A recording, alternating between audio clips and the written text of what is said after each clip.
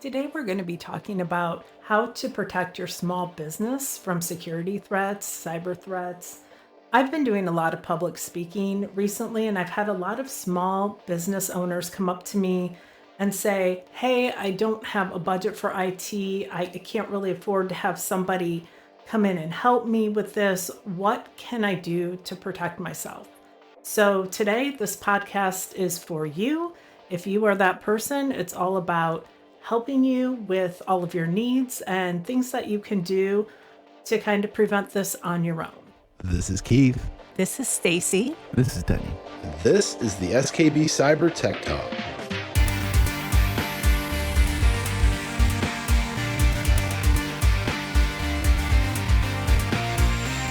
You guys want to jump in?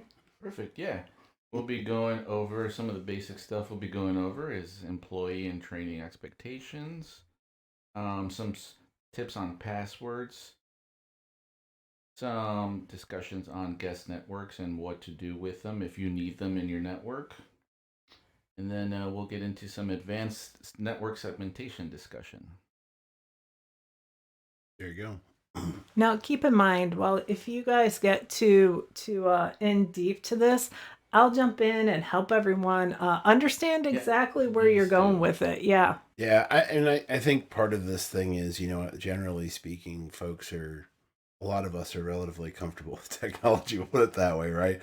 We've got a cell phone and we've got probably a tablet or a laptop that we tote around. And, the modern computing world is not what it used to be, where, to have corporate email, you have to have a data center and, $50,000 worth of servers and licensing and backups and all these other things, right? We can do this through Google. We can do it through Microsoft. We can do it on our phones. We can do it on our Yep.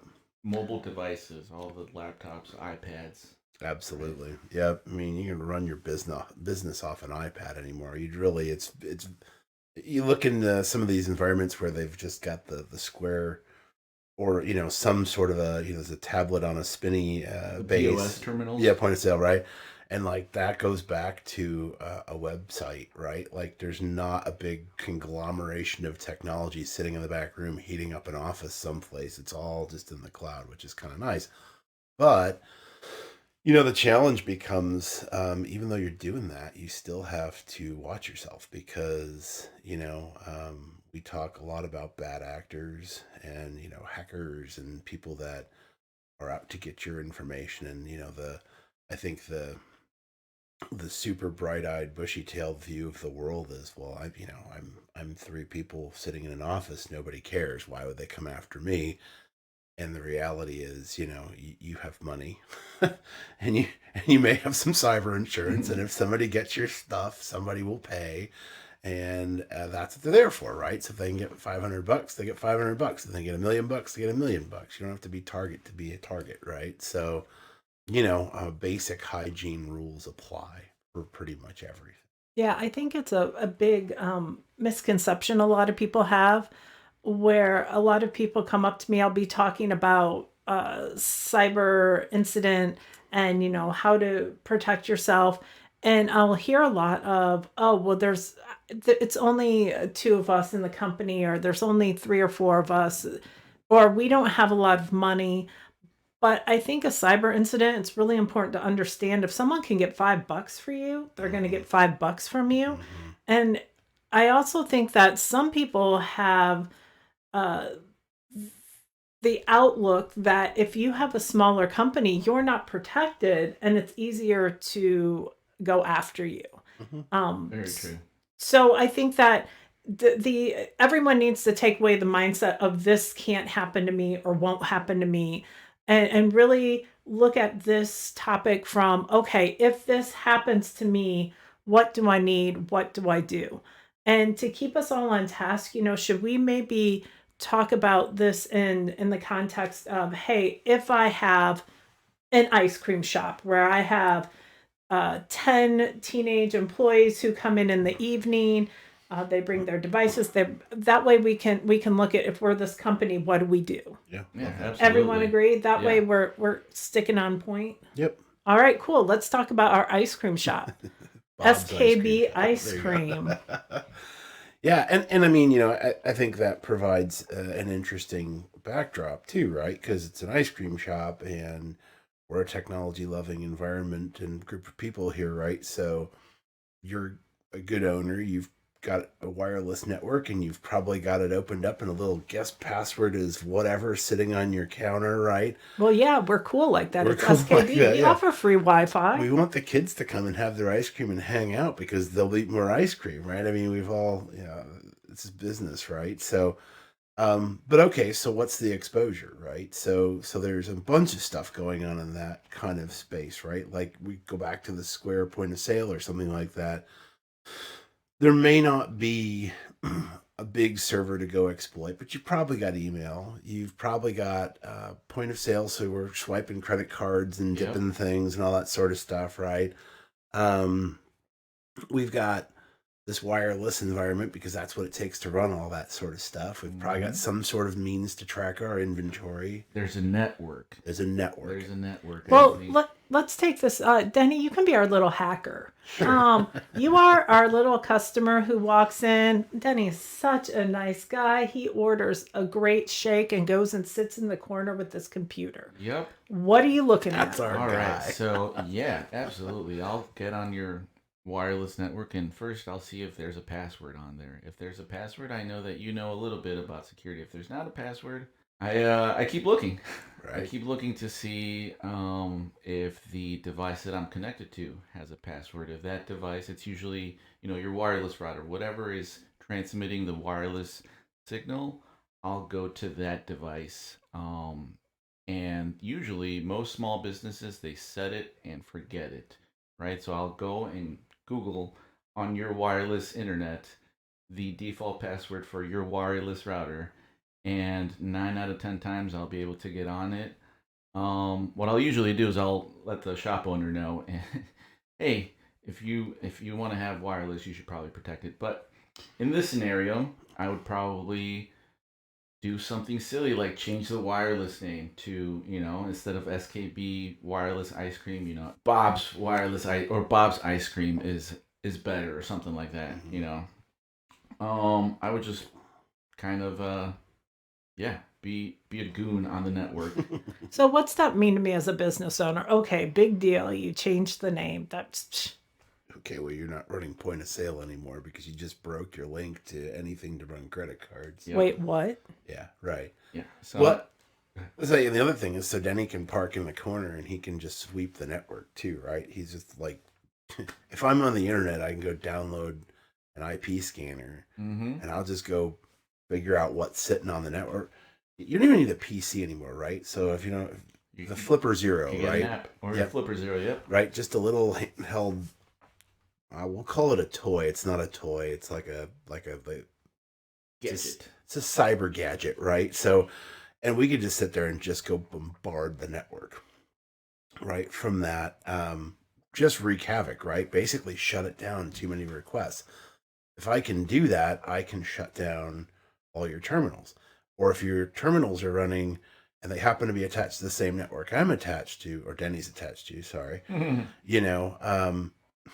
this is just opening a whole can of worms, right? So there's a man in the middle attack. So all of a sudden I can pretend to be with my device, that wireless access point. So now every dip of that card that we're putting through that machine, I'm Goes through registering me. that data through Denny's Wait, machine. as the business owner, do I know this has happened? You've You no would idea. not. No. No. Yeah, and yeah, just changing the wireless name was just like the first thing you could do. Right. And do I get an alert? Do I know? You No would clue. not know, especially if you had no wireless password. So I'm just like still Dipping away. serving my ice cream, having a great day. Yep. Yep. And I would be sitting off in the corner, like Keith said, performing a man in the middle attack to where all your traffic goes from your point of sale through Denny back out to the internet, and then I can collect that data, harvest it however I want. If you're uploading anything to any cloud, I could possibly get those credentials, get that information. I could try to trick your customers or your employees even to stand up fake splash pages for Facebook or Instagram or any website. I could say, because they have to go through me first, I could say, hey, this is the Facebook login, enter your password, and I could pass them through to Facebook, so to them it feels like they logged into Facebook, but I also harvested their passwords as they logged in through the man in the middle attack. Or their bank account information, Or bank or account, their yeah, healthcare information, absolutely or anything. anything. Yeah. Because you're sitting on a private network. Like, it's no different. It's no different than sitting in your house, sitting on your home router attached to your, Comcast, MediaCom, whoever you have for internet, right? Like, it basically is the least secure space that you could have, because it's designed for easy interoperation, right? Mhm. Like, and so that level of, we'll call it dumbing down, leaves a lot of exposure. Yeah. So, Denny, do you have to be sitting in my ice cream shop to do this? That's a good question, Stacy. No, actually, one I could roll up to. I think they're called drive-by attacks. Um, and what the attacker would do is, roll up in a van after hours, when nobody is there. There's less people to see.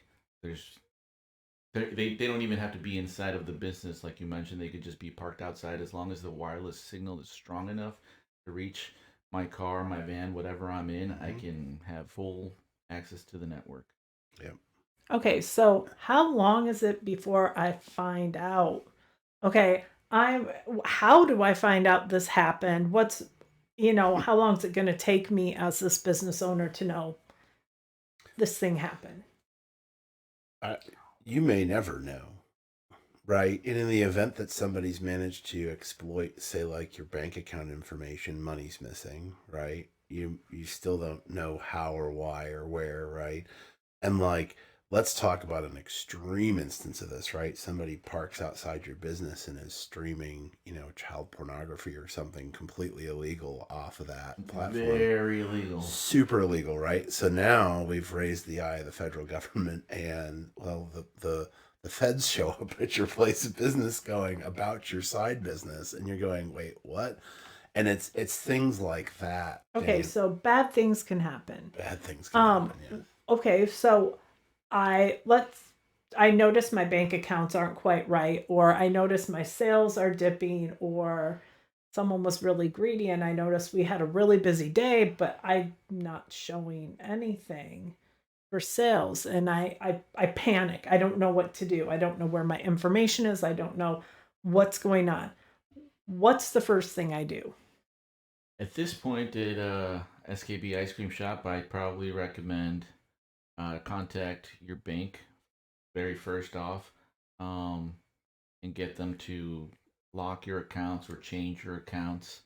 Then I would contact the vendor for your point of sale system and begin working with them to figure out when the the attack happened, or when there was changes made to your account, because somebody definitely started funneling money off. And little side note, I actually read about a local business on Facebook that just went through this. They're a new restaurant business. They just stood up, and somebody went and attacked their POS system, because I guess they figured they were a new business, right? And it took them out for 2 days.